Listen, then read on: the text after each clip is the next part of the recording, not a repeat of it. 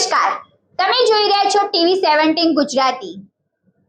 નર્મદા જિલ્લાના જુનારાજ ગામના રસ્તાની દુર્દશાને લઈને આમ આદમી પાર્ટીએ ભાજપના સાંસદ મનસુર વસાવા સામે આકરા પ્રહારો કર્યા છે। આમ આદમી પાર્ટીના પ્રદેશ સંગઠન મંત્રી અને નર્મદા જિલ્લાના પ્રમુખ નિરંજન વસાવાએ વિડિયો જાહેર કરી ગામના રસ્તાની સ્થિતિને લઈને અનેક સવાલો ઉઠાવ્યા છે। આ સાંસદ મનસુર વસાવાનું આ જુનારાજનું આ ગામ છે।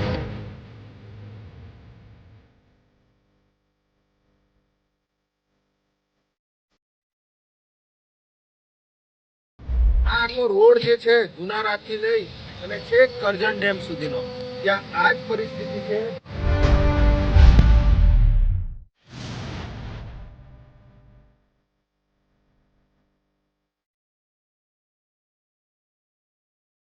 પેલી કહેવત છે ને કે દીવા તને અંધારું,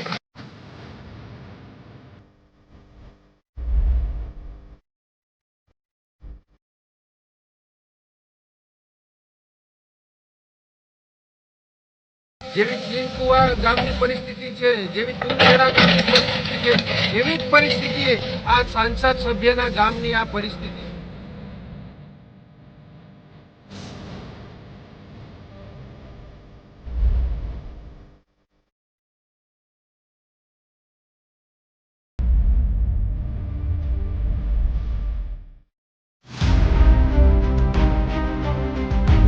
નિરંજન વસાવાના જણાવ્યા મુજબ જુનારાજ ગામની કરંજણ ડેમ સુધીનો રસ્તો અત્યંત બિસ્માર હાલતમાં છે। રસ્તા પર કમર સુધીના ખાડા પડી ગયા હોવાથી ટુ વ્હીલર અને ફોર વ્હીલર વાહનનું પસાર થવું પણ મુશ્કેલ બન્યું છે। આશરે 3500 થી 4000 લોકો આ રસ્તાના કારણે રોજિંદી મુશ્કેલીનો સામનો કરી રહ્યા છે। આમ આદમી પાર્ટીએ આરોપ લગાવ્યો કે સાંસદ મનસુર વસાવા પોતાના જ ગામનો રસ્તો સુધારી શક્યા નથી। 2 થી 3 દિવસ પહેલા તેઓ આ વિસ્તારમાં આવ્યા હતા, પરંતુ રસ્તાની ખરાબ સ્થિતિને કારણે તેમણે પણ અધવચ્ચે જ રોકાવું પડ્યું હતું। સાથે જ ગામના આગેવાનો અંગે કરવામાં આવેલી સ્થિતિને લઈને પણ આપનો વાંધો ઉઠાવ્યો છે।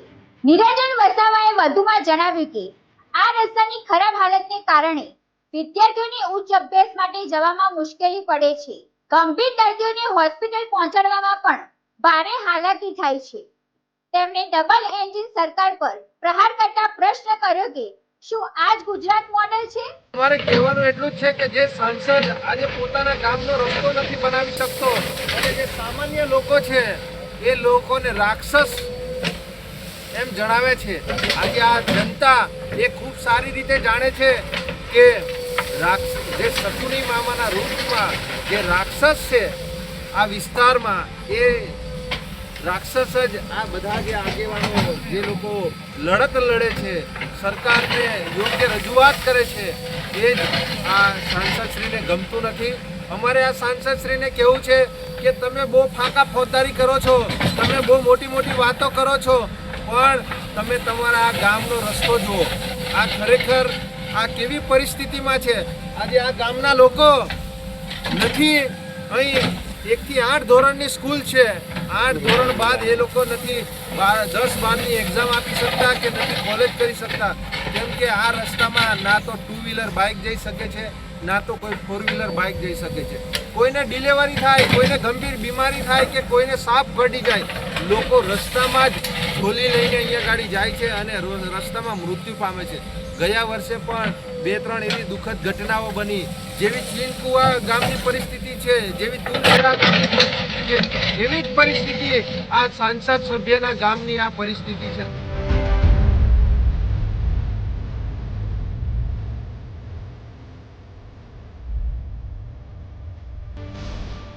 તો અમે જાણીએ કે અમારો રસ્તો કેવો છે તે, કેમ કે અમને જવામાં એવી તકલીફ પડે કે ના પૂછો વાત।